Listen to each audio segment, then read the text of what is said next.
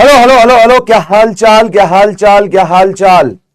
Audio and video clear है तो एक बार प्लीज थम्स अप कर दीजिए। Hello hello hello hello hello, good evening good evening good evening, क्या हाल चाल, क्या हाल चाल, क्या हाल चाल। ऑडियो एंड वीडियो क्लियर है तो प्लीज एक बार थम्स अप कर दीजिए। अच्छा चलिए, आप सभी बच्चों को एमआर का बहुत बहुत नमस्कार।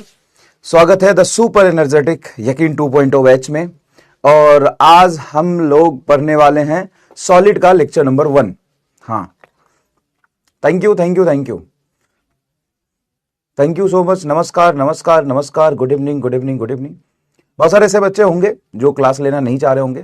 क्लास सिर्फ और सिर्फ 1 घंटे के आसपास की होगी, इससे ज्यादा क्लास नहीं एक्सटेंड होगा। ये मेरा प्रॉमिस है, एकदम पिंकी प्रॉमिस है ना। 1 घंटे से 1 सेकेंड, फ्रैक्शन ऑफ सेकेंड ज्यादा नहीं होगा क्लास। और दूसरी बात यह है कि जिन लोगों को नहीं बन पा रहा हो, टाइम मैनेज नहीं हो पा रहा हो, कल आराम से देख लेना, कोई प्रॉब्लम नहीं है ना। चलिए, हाँ, डिलीटेड हैप्पी बर्थडे, बहुत बढ़िया। बिलीटेड होता है बेटा, BELETED ऐसा कुछ होता है, डिलीटेड हैप्पी बर्थडे नहीं होता। ठीक है, थैंक यू सो मच। सकल अकल बुद्धि के साथ साथ अंग्रेजी भी खराब है तुम्हारा। तो मैकेनिकल प्रॉपर्टीज ऑफ सॉलिड का लेक्चर नंबर 1 है। तो मैकेनिकल प्रॉपर्टीज ऑफ सॉलिड के लेक्चर नंबर 1 में आज हम लोग क्या पढ़ने वाले हैं? तो आज हम पढ़ेंगे नॉर्मल, नॉर्मल और longitudinal, longitudinal stress, longitudinal stress है ना। क्या ये नॉर्मल एंड लॉन्गिट्यूडनल स्ट्रेस। दूसरा होता है शियर और tangential, tangential stress and strain, stress strain. उसके बाद होता है volumetric, volumetric stress and strain. ठीक है ना। ये 3 तरह का स्ट्रेस एंड स्ट्रेन होता है ना। 3 तरह का स्ट्रेस एंड स्ट्रेन होता है, 3 अलग अलग तरह का, 3 अलग अलग तरह का स्ट्रेस एंड स्ट्रेन होता है। ठीक है, एक होता है नॉर्मल एंड लॉन्गिट्यूडनल स्ट्रेस, एक होता है shear and tangential stress, and volumetric stress and strain. और 90%, अगर आप मेरे से पूछो, नॉट 90%, 70% क्वेश्चन नीट में यहीं से आते हैं। इस चैप्टर से अगर कोई सवाल आया है 10 में से 7 सवाल इसी से आए हैं। 70% question in NEET from this chapter, chapter asked on this topic। ये एक सिंपल सा टॉपिक है। स्ट्रेस 3 तरह के होते हैं, नॉर्मल स्ट्रेस जिसको लॉन्गिट्यूडनल स्ट्रेस भी कहते हैं, शियर स्ट्रेस जिसको टेंजेंशियल स्ट्रेस भी कहते हैं, और वॉल्यूमेट्रिक स्ट्रेस। ठीक है, ये 3 तरह का होता है। और 70% सवाल यही से आता है। ठीक है ना, 70% सवाल बेटा यही से आता है। तो सबसे पहले हम पढ़ रहे थे इलास्टिक बॉडी। इलास्टिक बॉडी से पहले समझना जरूरी है कि रिजिड बॉडी क्या होता है। फटाफट समझिएगा, रिजिड बॉडी वो बॉडी है जिसके 2 पॉइंट के बीच में डिस्टेंस क्या रहता है, फिक्स रहता है, उसको हम रिजिड बॉडी कहते हैं।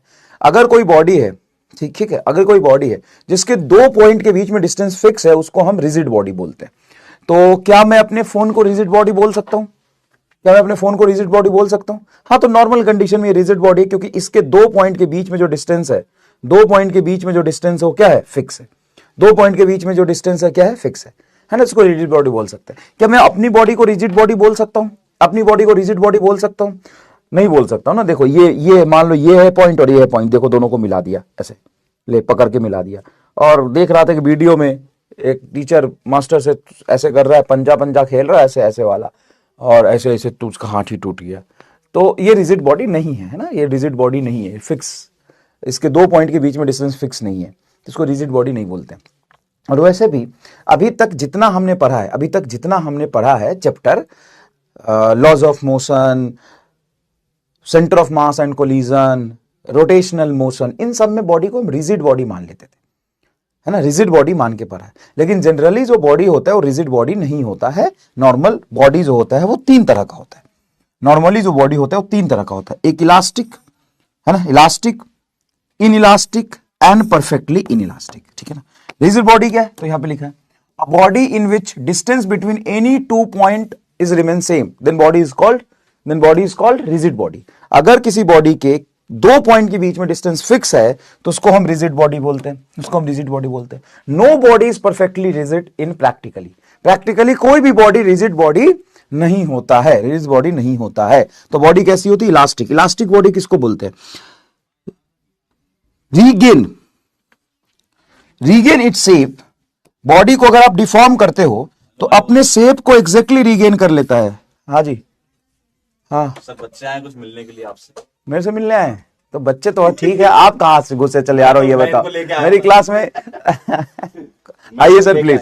नहीं सर आइए, आप पहले डिजर्व करते हो। नहीं यार आइए, दो चार कुछ थके थके कैसे लग रहे हो तुम लोग? हाँ, 2-4 दिन से खाना नहीं खाया क्या? ऐसा लग रहा है प्रेशर है कॉलेज में बहुत। क्या प्रेशर है बहुत कॉलेज में? प्रेशर है पैसा तुमको? ज्यादा है क्या? हाँ अच्छा भाई तो मेरे को तो एक्साइटमेंट है। हाँ? मेरे को तो एक्साइटमेंट हो रही है। देख के लग तो नहीं रहा है। नहीं सर। और कह रहा अंदर से आ रही है एक्साइटमेंट। हाँ जी, हेलो हेलो हेलो बच्चों, बहुत बहुत नमस्कार। कैसे हैं आप सभी लोग? सुना है बहुत जोरदार पढ़ रहे हो बेटा। आ रहे हैं, बहुत जल्दी आ रहे हैं, अक्टूबर के महीने में, याद है ना? तो हमारे साथ कुछ बच्चे चलो वो ऑर्गेनिक डिलीट हो गया सिलेबस से। नहीं बचा, अभी थोड़ा बहुत तो रह गया। थोड़ा बहुत तो पढ़ाएंगे। ऐसा कुछ ऐसा नहीं हुआ है क्या? नहीं, नहीं, बता नहीं। रहे थे बच्चे कि सर वो ठीक है, आप तो क्लास लेते रहो, एक्स्ट्रा चाहो तो ले सकते हो, क्योंकि केमिस्ट्री में ऑर्गेनिक हटा दिया है आपसे। नहीं ऑर्गेनिक है। लेकिन आप कुछ चैप्टर कम हो गए तो उसके लेक्चर आप ले सकते हो। अच्छा, कम हो गया क्या? पॉलीमर हो गया, एवरीडे लाइफ हो गया, ये सब कम हो गए हैं। अच्छा, एनवायरमेंटल केमिस्ट्री जो कि 2-2 4-4 लेक्चर थे, तो मैं आपको 5 लेक्चर एक्स्ट्रा और देता हूँ, उससे ज्यादा लेट मत करना। बहुत बढ़िया। ठीक। तो कुछ बच्चे हैं हमारे साथ, आपसे बात करने के लिए आए हैं, और आपके अगर कुछ सवाल हो तैयारी से संबंधित तो वो पूछिएगा, उससे आपको फायदा होगा।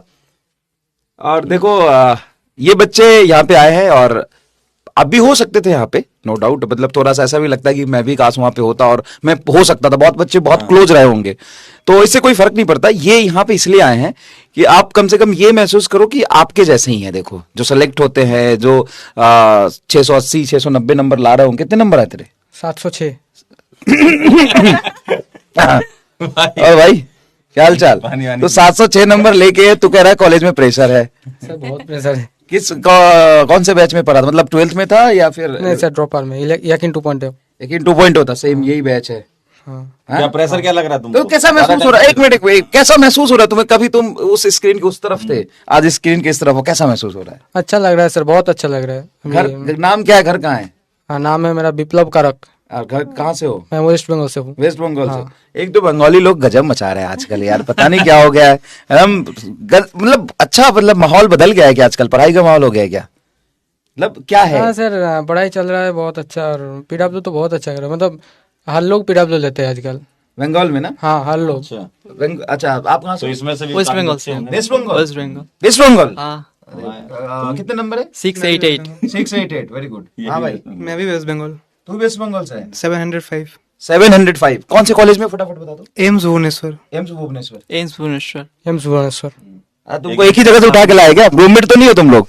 हम लोग 7 लोग हैं। 7 लोग हैं। 7 लोग एम्स भुवनेश्वर में हैं। ओ 7 भाई, लोग बंगाली है। सातों बंगाली है? अच्छा, तो उस रीजन में पड़ता है ना, इधर से कम जाते होंगे उधर पढ़ने, है ना? तो ये एक भी है। आइए आजा भाई, ये कह रहा मेरे से भी पूछ लो। बता, नंबर बता, नाम बता, कहाँ से हो? नाम मेरा जगदीश है। हाँ, नंबर 699 है, और SMS मेडिकल कॉलेज जयपुर। अरे वाह यार, एसएमएस में हो, बहुत बढ़िया। तो सबसे पहले एक सवाल ये बता दो, तुम्हें सीनियर मिले पीडब्ल्यू के पढ़े हुए? अभी सर 1 अक्टूबर से क्लासेज है, अच्छा, स्टेट तुम्हारी राउंड। तुम्हारी तो चल रही है। तो पीडब्ल्यू वाले सीनियर मिले? बहुत सारे सीनियर हाँ हैं। सर, हाँ सर। अभी तो लास्ट रुद्राशीष तो 2 साल हो गया उसको, तो वो तो 2 साल से 2 साल से सीनियर। तो रैगिंग लिया कि नहीं उन्होंने? नहीं, अभी एंटी रैगिंग पीरियड चल रहा है 3 महीने के लिए। बाहर भी नहीं जाने देते, बाहर भी मिलने भी नहीं देते। मिलने भी नहीं देते? हाँ, इसलिए तो चल कोई बात नहीं, मैं रैगिंग करवाता हूँ, चिंता मत कर। मैं बोल दूंगा उसको, रैगिंग ले लेगा तेरा, ठीक है? नहीं। और इसको थोड़ा सा इंट्रोडक्शन की जरूरत है। ये टेंशन ले रहा है तो अरे पहुंच गए कॉलेज में, टेंशन मत लो, अब हो जाएगा सब। हाँ, सब हो जाएगा। और अब मैं रैगिंग करवाऊंगा, तो चिंता मत कर। मेढक देखा? मेढक का भी देखा है? तुम तो मेढक बायो वाले से मेढक देखते हो? मेढक क्या होता है? मेढक देखते हो? फ्रॉग देखा है उसको अच्छे से? बन के दिखाओ तो एक बार फ्रॉग। बनो बनो, अरे एक बार बनो, कोई बात नहीं। नहीं, बन के दिखाओ तो सही। कहूंगा सर। हैं? क्यों? वहां से तो दिखेगा भी नहीं कैमरे से, तो नीचे बनेगा ना। दिखेगा। ए बन के दिखाना। हाँ शर्ट के कौन तीसरे बनेगा? बटन, शर्ट के तीसरे बटन हाँ पे तो बनेगा। ए, कैसे तेरा रैगिंग ये सच मैं में कर सकता हूँ। नहीं, सच में रैगिंग नहीं हुआ तुम लोगों का तो सच में तू बन जाएगा। सर फ्रॉक तो नहीं बन सकता। क्या बनेगा? बाकी आप बोलो वो। हैं? घोड़ा बनता घोड़ा। घोड़ा तो कैसे बन सकता? घोड़ा ऐसे होता है, घोड़ा और क्या होता है? कह रहा डॉक्टर बन गया कोई बात है। तुम लोग बनोगे जब आ जाओगे यहाँ तो। आपने ट्रेनिंग दी नहीं ना घोड़ा बनने की। चलो बहुत अच्छा लग रहा है तुम लोग आए यहाँ पे। और देख भाई ऐसे ही होते हैं बच्चे जो सेलेक्ट होके आते हैं, और आप में से ही बहुत सारे बच्चे अगले साल आएंगे, ठीक है। और हम लोग इंतजार इसी बात का कर रहे हैं, हर साल यही उम्मीद रहता है कि ये बच्चे आए अगले साल, आप सब लोग यहाँ पे आओ, और जितने भी मेडिकल कॉलेज में उसमें सिर्फ फिजिक्स वाला का बच्चा ही पढ़े। तो ये तो डायरेक्ट होता है जो किसी बैच में पढ़ रहे होते हैं, और इनका जो वॉच आवर हम देखते हैं ना, हजारों मतलब घंटों में होता है, 100 घंटे 400 घंटे IAS 500 वाले घंटे। बच्चे हैं ये। तो ये वो बच्चे हैं जो सच में बैच में पढ़े हैं, और इनका वॉच ओवर क्या होगा? तुम सारे लेक्चर देखा था? हाँ सारे लेक्चर सारे, कोई बैकलॉग नहीं होता था? नहीं बैकलॉग नहीं होता था बैकलॉग भी नहीं होता ना, अभी हो रहा है इसीलिए प्रेशर है। इसलिए प्रेशर है। भाई सर बैकलॉग था। बैकलॉग था? हाँ सिर्फ इनऑर्गेनिक केमिस्ट्री में, उसको मैंने पूरा किया, बाकी किसी सब्जेक्ट में नहीं था। लाइव लेता था, रिकॉर्डेड लेता था? इनऑर्गेनिक केमिस्ट्री का रिकॉर्डेड लेता था, इसलिए बैकलॉग हो गया। और बाकी लाइव लेता था? हाँ सारे लाइव लेक्चर देखे हैं? हाँ। मतलब मोस्टली लाइव ही देखता था? हाँ फिजिक्स के कभी कभी आपके लेक्चर थोड़े से बहुत लॉन्ग होते थे, हाँ। तो वो थोड़ा सा रिकॉर्डेड देखता, बाकी सारा लाइव ही देखता नियरली। हाँ सर मुझे भी वही प्रॉब्लम होता था, 2 घंटे का लेक्चर आपका 4 घंटे लग जाता था। वो बहुत ज्यादा पढ़ा। और उस वजह से वो 12th के साथ करना पड़ता था, इसीलिए रिकॉर्डेड देख लेता था। तुम ड्रॉपर हो कि 12th के साथ किया है? 12th के साथ किया। तुमने 12th के साथ किया है? अरे वाह यार, बधाई। मतलब बधाई तो सबको है, लेकिन बहुत बड़ी बात होती है 12th के साथ निकाल लेना। अच्छा लक्ष्य में थे तुम? लक्ष्य अर्जुना दोनों में ही थे। अर्जुना में आपका खजाना से वीडियो लेक्चर देखता था। अच्छा तो अच्छा एक बात बता, ठीक है 2-2 घंटे के लेक्चर चाहे केमिस्ट्री को फिजिक्स को, पेन तो आता है, ये तो कोई नहीं कह सकता कि बहुत मजा आ रहा है, सब ठीक है सर, दिक्कत तो होती है, लेकिन उससे आसान होता है कि नहीं आगे का जर्नी? देखिए 4 घंटे लगता तो जरूर था, लेकिन वो एक बार कर लेते थे तो दूसरी बार वो टॉपिक दोबारा पढ़ना नहीं पड़ता था, यही फैसिलिटी है। हाँ, यही मतलब है। इतने शिद्दत से तुम भी पढ़ाई करो कि एक बार में ही सीख जाओ। ये पूछता है रिवीजन कैसे करें? रिवीजन बता दो यार। कैसे रिवीजन करें? रिवीजन 12th के बाद जो 2 महीना होता है ना, वो बहुत क्रूशियल होता है। वो 2 महीने में तुम कुछ भी कर सकते हो, मुझे ऐसा लगता है। तुम ड्रॉपर से थे ना यकीन से? Yes, sir, अब तुम बताओ तुम्हारी, क्योंकि बैच यकीन 2.0 है ये। सर एक्चुअली फर्स्ट टाइम जब मैंने अटेम्प्ट किया था, तो उसमें मैं जब नोट्स कंप्लीट करने के बाद रिवाइज करने जाता ना, तो वो मैं भूल जाता। लेकिन सेकेंड टाइम मैंने क्या किया, क्वेश्चंस मतलब खत्म करने के बाद सीधा क्वेश्चंस पे चला गया, मॉक टेस्ट पे, और मैंने देखा कि मॉक टेस्ट में जो गलती हो रहा है वो मैं फिर नहीं भूल रहा। तो मुझे जब ये बात क्लिक हुआ कि मॉक टेस्ट में भूलने वाला मैं नहीं भूल रहा, तो मैंने बहुत सारे मॉक टेस्ट दिए, चाहे वो पार्ट टेस्ट हो चाहे फुल लेंथ मॉक टेस्ट हो, और इसी वजह से मैं अब पूरा घर पे बैठ के देता था? हाँ कहाँ से लाए पेपर?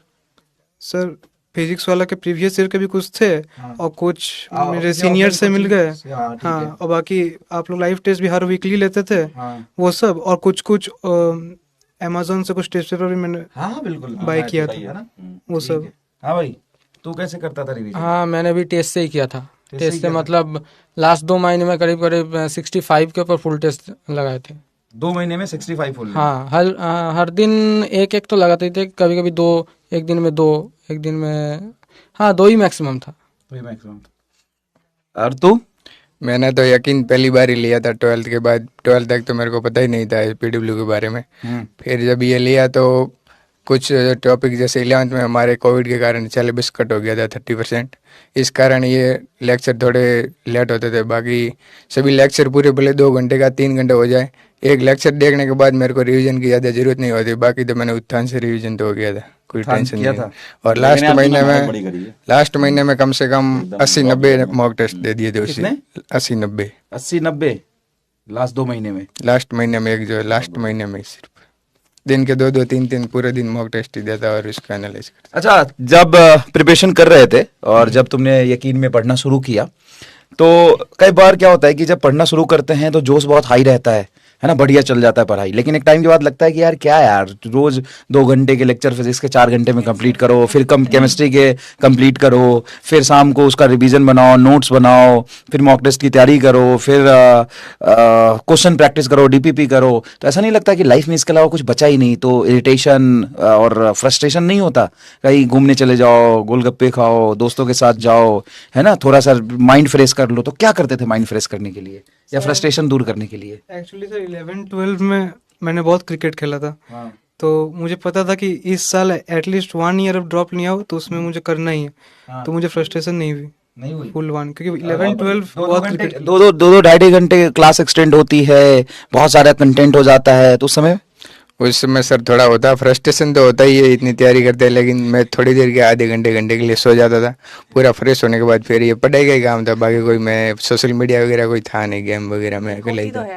हाँ, मतलब इसीलिए डिमोटिवेट होते हैं, थोड़ा फ्रस्ट्रेट हो जाते हैं पढ़ाते हाँ हाँ। यार पिछले साल का इसी टाइम का कुछ बताओ सीन। इस टाइम पे लास्ट ईयर तुम कहाँ थे, क्या कर रहे थे? यार इस टाइम मतलब अगस्त में, सितंबर में हाँ पढ़ रहा था सिर्फ, और कुछ नहीं।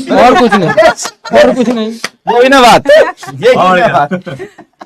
कोई सोशल लाइफ नहीं था, कुछ नहीं था। नहीं, तुम्हें ऐसा टेंशन था कि सिलेबस जल्दी खत्म कर लूं मैं? नहीं, ऐसा कुछ नहीं, पूरा भरोसा था, पूरा भरोसा था, बैच के ऊपर पूरा भरोसा था मेरा। हाँ भाई कुछ कहेगा? सर यही सिमिलर सिचुएशन था। कैमरा के उस तरफ हम थे, यहाँ सीनियर आए थे सेलिब्रेशन के लिए, आपसे मिलने के लिए।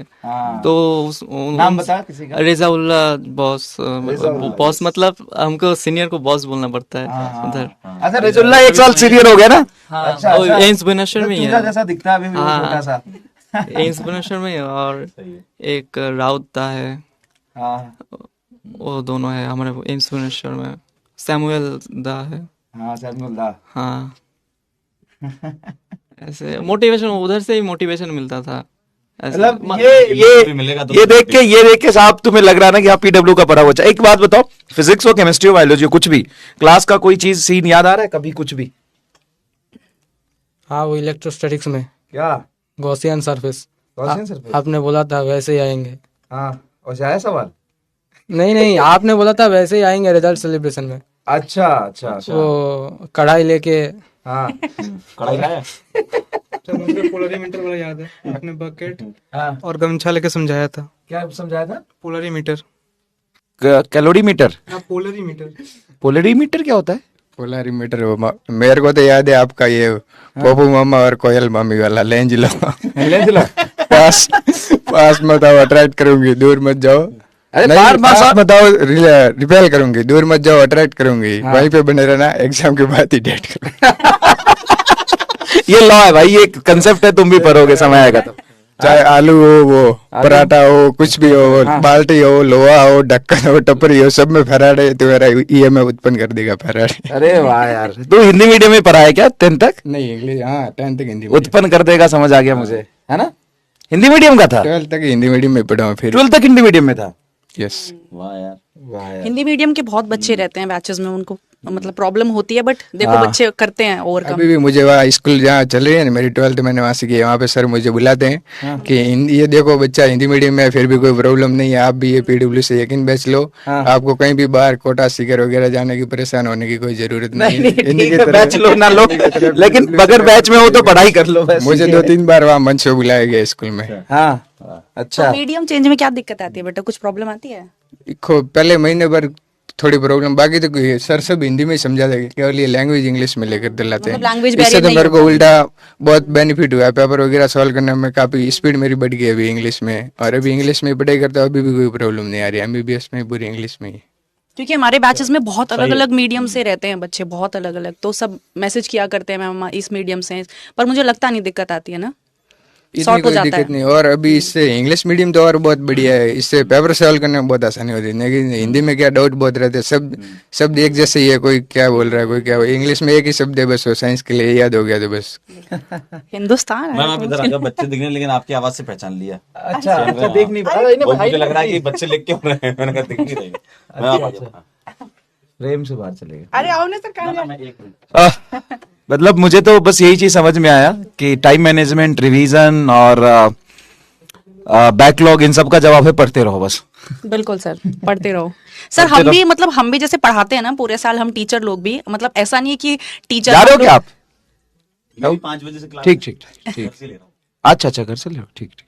मतलब बच्चों को लगता है कि टीचर लोग लेक्चर देते रहते हैं, पढ़ो पढ़ो। हम तुम्हारी सिचुएशन को समझते हैं, हम भी पूरा साल पढ़ाते हैं ना, तो एक पॉइंट ऐसा आता है, यही वाला टाइम होता है वो सितंबर अक्टूबर का, कि लगता है यार मोनोटोनस हो रहा है सब कुछ। तो बच्चों को भी लगता होगा मोनोटोनस हो रहा है, वही रोज का पढ़ना है, वही है।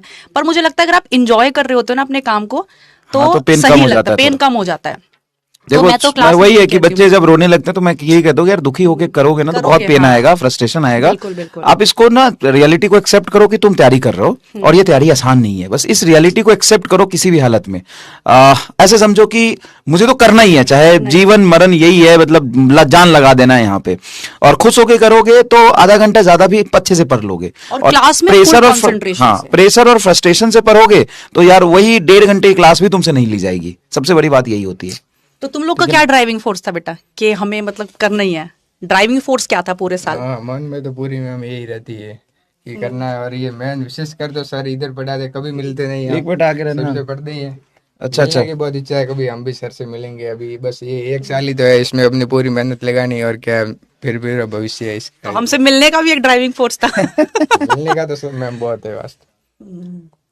तो अभी मेडिकल कॉलेज में कैसा लग रहा है जाके, मतलब कि कुछ अचीव कर लिया है, अच्छा लग रहा है? मतलब बच्चों को भी बताओ कुछ कि मेडिकल कॉलेज में जाके कैसा लगता है, जब आपको कॉलेज अलॉट होता है तो कैसी फीलिंग आती है?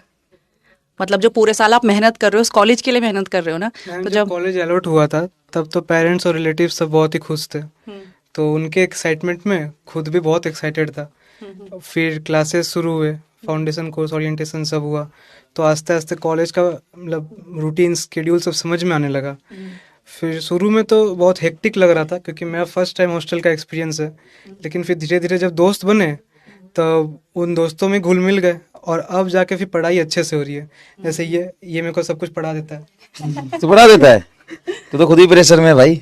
मैं उससे ही पढ़ता हूँ, अच्छा। वो मेरे से ज्यादा जानता है, नहीं सर, ये ऐसे ही उसको पता है humble हो ज्यादा, रहे हैं। ज्यादा बहुत ज्यादा पढ़ता है मेरे से। बहुत बढ़िया। वो जो सेक्रीफाइस तुमने यहाँ करे कॉलेज में जाके, वो सब कंपनसेट हो जाएगा ना? Yes, मतलब तुम्हें बहुत अच्छा लग रहा होगा अब। तो यही ड्राइविंग फोर्स होती है बेटा, जब आप अपने लक्ष्य को पा लेते हो ना, तो वो जो अलग ही खुशी होती है, वहां जाके बहुत खुशी मिलेगी आपको और सारे रंग मिलेंगे। जो अभी बेरंगी हो रखी है ना आपकी लाइफ, वहां आपको हर तरह के रंग मिलेंगे, पर उन रंगों के लिए भी मेहनत करनी पड़ेगी बहुत।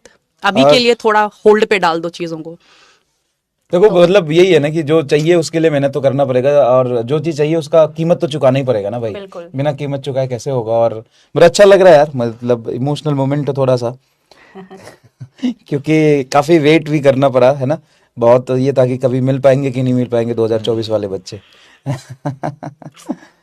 और रिजल्ट सेलिब्रेशन टाइप का कोई वेट था कि नहीं, तुम लोगों को इंतजार था कि नहीं? हाँ, इंतजार बहुत वेट था सर, इंतजार बच्चों था, को बहुत पूछते थे, इंतजार था, बहुत ही बहुत मैसेज इंतजार कर था। करके। सोच रहा था इस बार मिल पाएंगे या नहीं पाएंगे। हाँ। रीनेट का जो चक्कर चल रहा था। हाँ, कोई बात नहीं तो कोई पेरेंट्स वेंट्स भी आए तुम्हारे साथ कि तुम लोग ऐसे ही उठ? पेरेंट्स हैं। अच्छा, पेरेंट्स भी आए, बहुत बढ़िया। तो भाई बहुत बहुत बहुत सारे बच्चे। अच्छा, जैसे तुम बता रहे थे वेस्ट बंगाल, मतलब एक कोई दोस्त है मेरा, वो गया था वेस्ट बंगाल अभी, तो वो किसी अपने काम से गया था, किसी काम से गया था बर्धमान के साइड में। बर्धमान वही है ना वेस्ट बंगाल में। तो वहाँ पे ट्रेवल कर रहा था, तो वो कभी ऑटो से या कभी किसी चीज से ट्रेवल किया, और उसने जितने लोगों से बात करी सबके बच्चे पीडब्ल्यू में पढ़ रहे थे। हाँ सर, ऐसा है? बहुत फेमस है सर। हाँ?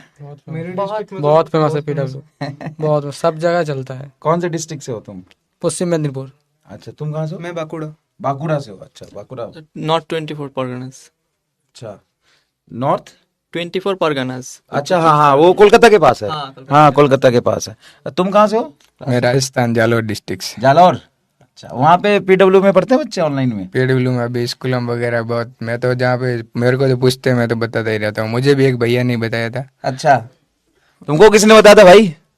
तुमको किसने बताया था? सर मेरे सारे रिश्तेदार पढ़ रहे हाँ। हैं, 9th के बच्चे हो, 10th के सारे बच्चे हो। रिश्तेदार फोन करके यही पूछते हैं कहाँ से पढ़ाई ली, कोटा भी नहीं गया यार, हुआ कैसे दे घर बैठे बैठे। घर बैठे बैठे सब डॉक्टर बन गया। ये एक अलग ही मतलब वो है, क्या माँ कहते का जो भी है माँ के हाथ का खाना। घर पे रहते रहते बच्चे पढ़ाई कर ले रहे हैं, ये भी बहुत अच्छी बात है और अच्छा लगता है यार।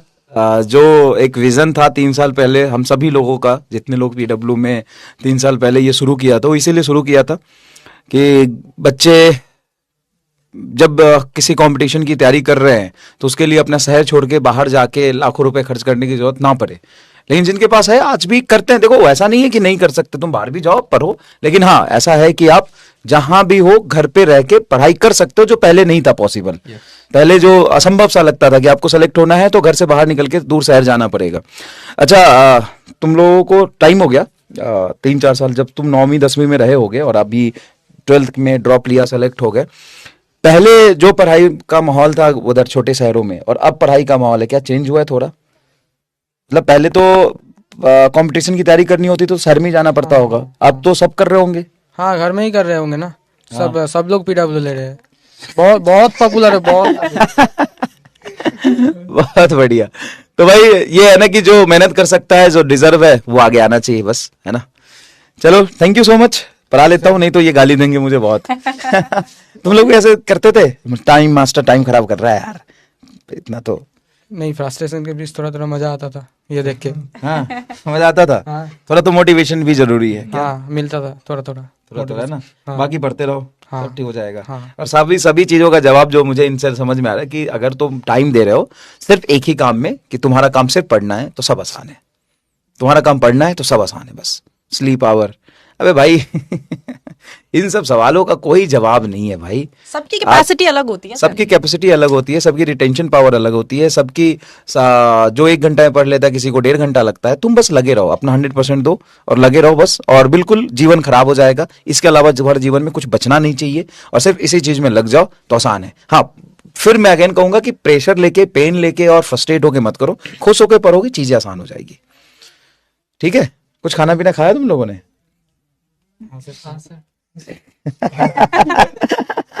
आए, चलो मैं क्लास लेके अभी आता हूँ, तो फिर मिलूंगा, फिर खिलाता हूँ। ठीक है? चलो, थैंक यू। पोहे की प्लेट वगैरह क्लास वाली। अब खाना छोड़ दिया मैंने क्लास में, पहले खाता था, अब छोड़ दिया, थोड़ा अच्छा भी नहीं लगता यार, है ना। पहले ज्यादा खाता था क्लास में ना। हाँ। हैं? हाँ, देख के भूख लगती थी तुम्हें? सर आप तो बहुत। आप तो कैमरा के सामने जाकर खाते थे सर। हाँ। मैंने अब छोड़ दिया खाना यार, छोड़ दिया, अब नहीं खाता हूँ, अच्छा नहीं लगता थोड़ा। चलो ठीक है, बाय, है ना, फिर मिलते हैं। Thank you so much, thank you, thank you, वाह, थैंक यू। मिलेंगे अपन, है ना। कहाँ, उधर कहाँ जा रहा है भाई? कहाँ हाल, दीवार में टकराएगा।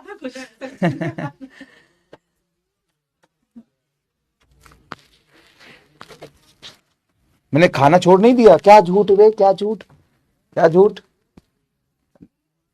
हाँ क्या झूठ बता।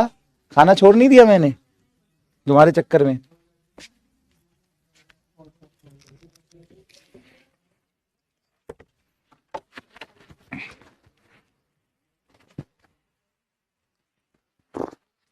क्या झूठ रे क्या झूठ। कॉफी पीते हो और तू खा, तो तू एक काम कर, सब बंद करवा दे मेरा, पानी, कॉफी, खाना पीना सब बंद करवा दे, बैन करवा दे, क्लास के बाहर भी बैन करवा दे।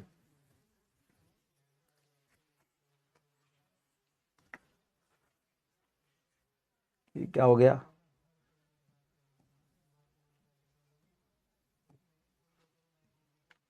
फिर क्या हो गया भाई? ये ठीक होगा कि नहीं?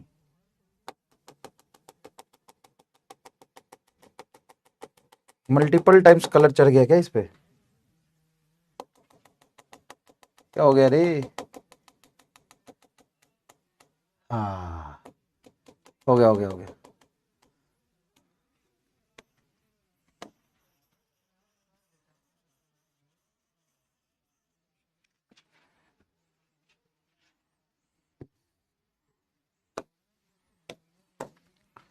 हाँ जी, ठीक हो गया, ठीक हो गया बेटा। बस यही कहूंगा, खुश होके अच्छे से पढ़ाई करो, सब ठीक हो जाएगा। ठीक है? ठीक है, चलो। Rigid body, body in which distance between any two point remains same is called rigid body. No body is perfectly rigid. कोई भी बॉडी परफेक्टली रिजिड नहीं होता है ना। तो बॉडी क्या होता है? बॉडी होता है इलास्टिक, और इलास्टिक बॉडी वो बॉडी होता है which regain regain it's shape after removing deforming force. जब डिफॉर्मिंग फोर्स आप हटा देते हैं तो शेप को एग्जैक्टली रीगेन कर लेता है। पार्शियली रीगेन इट्स शेप, वो बॉडी जो पार्शियली रीगेन करता है वो इनइलास्टिक होता है। एंड परफेक्टली इनइलास्टिक या प्लास्टिक बॉडी जो होता है perfectly elastic does not regain it's shape after removing deforming force. Deforming force after removing deforming force हटा देने के बाद वो बिल्कुल भी अपने शेप को रीगेन नहीं करता है ना, बिल्कुल भी अपने शेप को रीगेन नहीं करता। क्लियर है क्या? ये बात आपको समझ में आता है? चलिए अब बताइए कि ज्यादा इलास्टिक कौन है, रबर या स्टील? जिनमें से ज्यादा इलास्टिक कौन है? तो यहां पे जवाब ही लिखा हुआ है, rubber is more elastic than steel. बताइए ट्रू है कि फॉल्स है? तो बिल्कुल ये ट्रू है। Rubber is more elastic than steel है, नहीं लेस होगा ना, हाँ ठीक है। Rubber is less elastic than steel. Rubber जो होता है वो कम इलास्टिक होता है और स्टील ज्यादा इलास्टिक होता है ना, वो ज्यादा इलास्टिक होता है। अब बताइए ऐसा क्यों होता है भाई? ऐसा क्यों होता है? इलास्टिक मतलब सर इलास्टिक तो रबर ज्यादा है। आप रबर को लोग ऐसे खींच लो तो ज्यादा इलास्टिक है। तो जो जितना ज्यादा खींचता है वो उतना ज्यादा इलास्टिक होता है क्या? नहीं, बिल्कुल नहीं। जो जितना ज्यादा खींचता है वो उतना ज्यादा इलास्टिक हो ये जरूरी नहीं है। जो खींचने के बाद अपने शेप को रिगेन कर लेता है वो उतना ज्यादा इलास्टिक होता है। जैसे रबर है, रबर को पकड़ के आप 4 बार 5 बार ऐसे खींच के छोड़ोगे और बाद में उसको छोड़ दोगे, रख दोगे, तो उसका जो साइज है वो लमड़ा हुआ दिखेगा। ऐसा नहीं कहता है अरे यार रबर को लमार दिया पकड़ के। अब लमार दिया पकड़ के मतलब वो लमड़ गया मतलब उसका शेप एकदम ऐसा हो गया, खराब सा हो गया। तो मान लो कि ये रबर है, मान लो ये रबर जैसा कोई चीज है और इसको पकड़ के 4 बार ऐसे करके छोड़ दोगे तो इसकी साइज इतनी हो जाएगी, थोड़ी सी लमड़ जाएगी। हाँ, लेकिन स्टील क्या होता है कि स्टील को भले ही इलोंगेट करना मुश्किल है, लेकिन अगर तुम उसको खींच के छोड़ोगे अपने शेप में आ जाएगा, खींच के छोड़ोगे शेप में आ जाएगा, खींच के छोड़ोगे शेप में आ जाएगा। तो स्टील अपने शेप से बहुत प्यार करता है। स्टील को अपने शेप एंड साइज से बहुत प्यार है। आप उसको कितना भी कंप्रेस और इलोंगेट कर दोगे डिफॉर्मिंग फोर्स लगा के, जब डिफॉर्मिंग फोर्स हटाओगे वो अपने शेप को रिगेन कर लेगा। तो जो लमड़ जाए, खिंच जाए, वो उतना ज्यादा इलास्टिक हो ये जरूरी नहीं है। जो अपने शेप को जितनी अच्छे से रिगेन कर लेता है वो उतना ज्यादा इलास्टिक होता है। अबे लमड़ जाए मतलब वो खींच के छोड़ दिया तो ऐसा लमड़ा लगे, वो होता है डिफॉर्म, है ना, डिफॉर्म हो जाए, है डिफॉर्म हो जाए, है ना। लड़कियां जो चोटी बांधती है रबर से, लड़कियां जो ऐसे करके चोटी बांधती है ऐसे करके। अब वो जो चोटी बांधती है लड़कियां रबर से, उस रबर को बहुत दिन तक यूज करो तो वो थोड़ा लमड़ा हुआ नहीं हो जाता है, हाँ? नहीं हो जाता है। हाँ, तो ज्यादा इलास्टिक कौन है? स्टील ज्यादा इलास्टिक है। स्टील ज्यादा इलास्टिक है। तुमने वो देखा है गाड़ी वाड़ी में या बसों में या छोटे बच्चे खेलते हैं जिसमें ऐसा होता है ना, स्प्रिंग लगा होता है, ऐसा स्प्रिंग टाइप का लगा होता है, ठीक है। अब तुम उसको खींच दो, खींच तो जाएगा, लेकिन स्प्रिंग को 5 बार 10 बार ऐसे खींच के छोड़ दोगे तो ऐसे ही पड़ा रह जाएगा, उसका शेप खराब हो जाएगा। तो जो जितना ज्यादा खिंच जाए वो उतना ज्यादा इलास्टिक हो ये जरूरी नहीं है। खिंचने के बाद जितना जल्दी अपने शेप को रिगेन कर ले वो उतना ज्यादा इलास्टिक होता है। कहने का ये मतलब है। कहने का मतलब समझ गए क्या? देखो, एक्सटर्नल फोर्स 2 तरह का होता है। एक होता है कंप्रेसिव फोर्स और एक होता है इलोंगेटिव और टेंसाइल फोर्स। कंप्रेसिव फोर्स क्या होता है? देखो, जैसे मान लो कि ये एक रॉड है, इस रॉड पे इधर से मैंने फोर्स लगाया F1 और इधर से फोर्स लगाया मैंने F2। तो इसमें ये दोनों फोर्स कैसे हैं? F1 and F2 are compressive मतलब इसके लेंथ को कम करने की कोशिश कर रहे हैं। अच्छा एक बात बताओ, अगर मैंने इस रॉड पे इधर से फोर्स F लगाया और इधर से भी फोर्स F लगाया तो नेट फोर्स कितना हो गया? 0।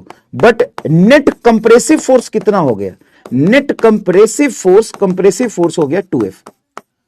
अब नेट फोर्स 0 है तो इसका शेप एंड साइज चेंज होगा कि नहीं होगा? इधर से मैं फोर्स लगाऊं, इधर से भी फोर्स लगाऊं, और नेट फोर्स क्या है अभी देखिएगा ध्यान से, 0 है। तो बताओ इसका शेप एंड साइज चेंज होगा कि नहीं?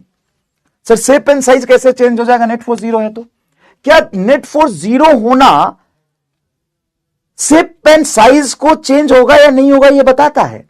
नहीं नहीं। नेट फोर्स इधर से मैंने F लगाया, इधर से भी मैंने F लगाया, दोनों तरफ से फोर्स मैंने कितना लगाया? F and F। तो नेट फोर्स क्या हो गया? 0। लेकिन नेट कंप्रेसिव फोर्स क्या हो गया? 2F। एक सिंपल सा एग्जांपल है, मान लो ये तुम हो, बड़े सुंदर शकल तुम्हारा, एकदम एकदम लहराता हुआ, खिलखिलाता हुआ, मुस्कुराता हुआ शकल। अब मैंने क्या किया, इधर से तुमको थप्पड़ मारा 50 न्यूटन का और इधर से भी थप्पड़ मारा 50 न्यूटन का, दोनों तरफ से थप्पड़ याद ऐसे पकड़ के ऐसे करके। तो मैंने तुम पे नेट फोर्स कितना लगाया? 0। तो बताओ तुमको चोट लगेगी नहीं लगेगी? सर नेट फोर्स 0 है तो चोट लगेगी? हाँ बिल्कुल लगेगी। कैसे?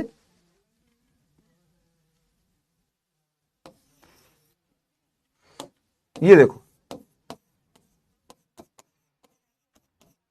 इसमें सेलेक्ट होगा क्या? ये नहीं होगा ना, वही तो प्रॉब्लम है। इसलिए तो मुझे दूसरे पेज पे बनानी पड़ेगी, ये देखो है, ये इधर से मैंने फोर्स लगाया और इधर से भी मैंने फोर्स लगाया। अब बताइए ध्यान से सोच के, मैंने दोनों तरफ से फोर्स लगा दिया, हाँ, क्या आपकी हालत ऐसी नहीं हो जाएगी? ऐसी नहीं हो जाएगी? सर एकदम चपरिया दिया आपने, तो शकल को चपरिया दिया, पिचक जाएगा। तो बताओ जब नेट फोर्स 0 था तो पिचका कैसे? जब नेट फोर्स 0 था तो पिचका कैसे?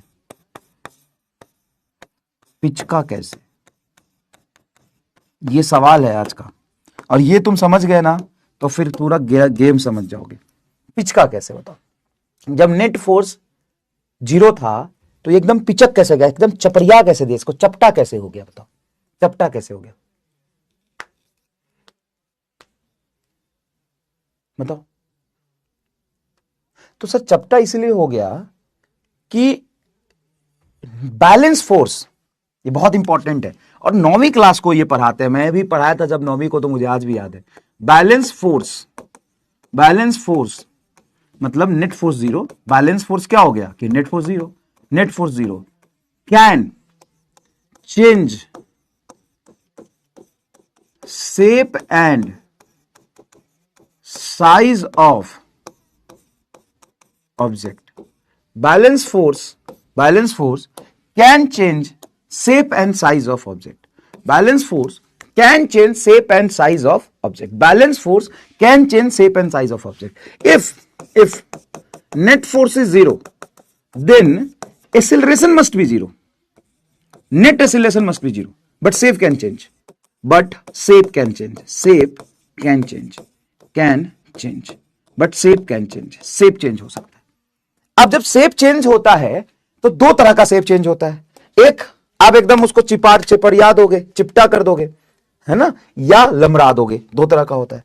तो जो पिचका देगा वो कंप्रेसिव फोर्स है और जो लमड़िया देगा वो इलोंगेटिव फोर्स है, इलोंगेटिव या टेंसाइल फोर्स है। जो लमड़िया देगा, जो पिचका देगा वो कंप्रेसिव फोर्स है। तो देखो बेटा ये सही है कि एक फोर्स F मैंने ऐसे लगाया, एक फोर्स F ऐसे लगाया, तो नेट फोर्स 0 है तो इसका एक्सेलरेशन 0 होगा। बट कंप्रेसिव फोर्स जो होगा, कंप्रेसिव फोर्स में आप 2F फोर्स काउंट करोगे। कंप्रेसिव फोर्स में कितना फोर्स काउंट करोगे? 2F फोर्स काउंट करोगे। जैसे इलोंगेटिव एंड टेंसाइल फोर्स क्या होता है? मान लीजिए रॉड है, देखिए रॉड है। अब इस रॉड में अगर इधर से मैं फोर्स लगाऊं F1 ऐसे आगे की तरफ और इधर से मैं फोर्स लगाऊं F2, बताओ ये कैसा है? तो आप यहां पे बोलेंगे कि ये दोनों फोर्स कैसा है? इलोंगेटिव फोर्स है। ठीक है, दोनों फोर्स कैसा है? इलोंगेटिव फोर्स है। ये भी खींच रहा है, ये भी खींच रहा है। तो नेट इलोंगेटिव फोर्स कितना होगा? तो नेट इलोंगेटिव फोर्स आपका होगा F1 प्लस F2। क्यों भाई? ये भी तो आपका साइज बढ़ा रहा है और ये भी आपकी साइज बढ़ाने की कोशिश कर रहा है। तो नेट इलोंगेटिव फोर्स कितना लिखेंगे आप? F1 plus F2। Net इलोंगेटिव force में तो भाई दोनों को ऐड करोगे, बोलो। नेट फोर्स 0 है,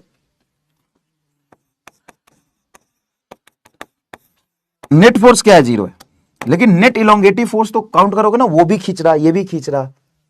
जैसे कंप्रेसिव फोर्स देखो तो ये भी अंदर धक्कादार है, ये भी अंदर धक्कादार, तो कंप्रेसिव फोर्स तो 2F काउंट करोगे आप।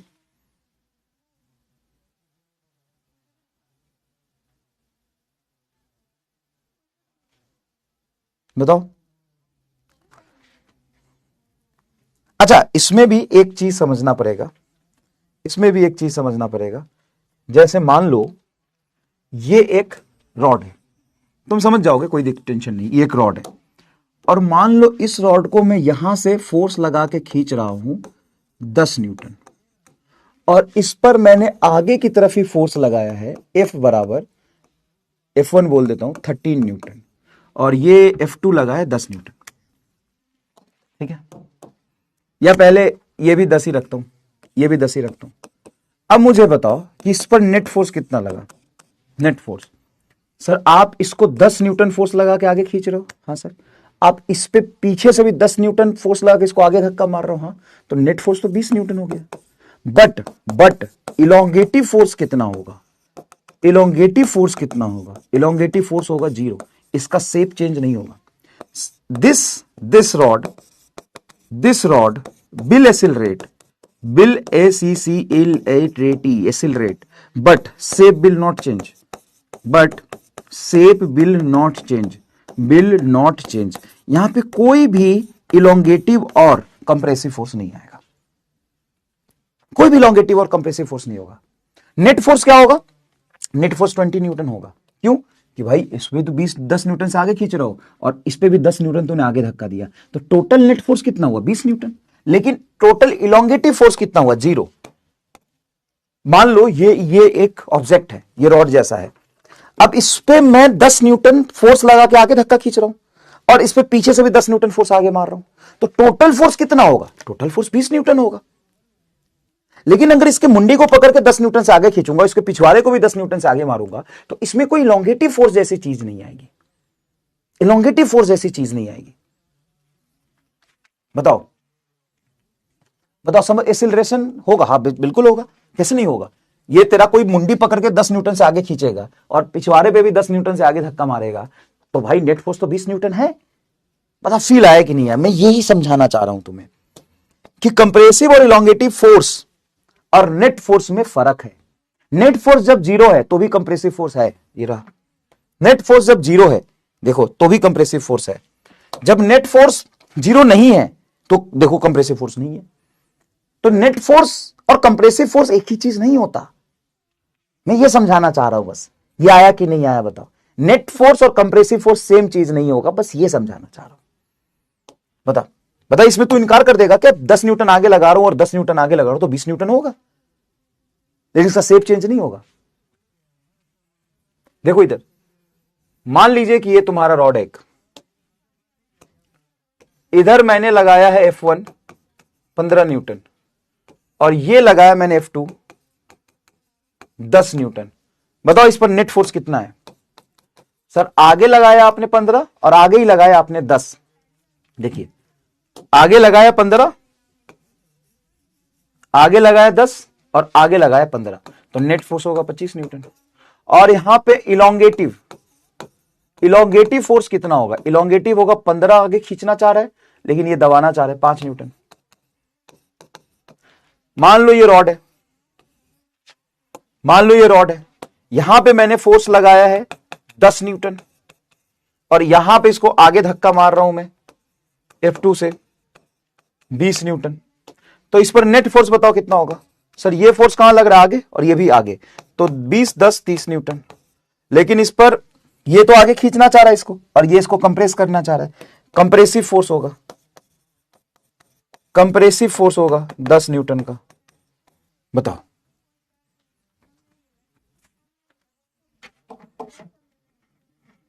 बताओ समझ में आता है ये बात।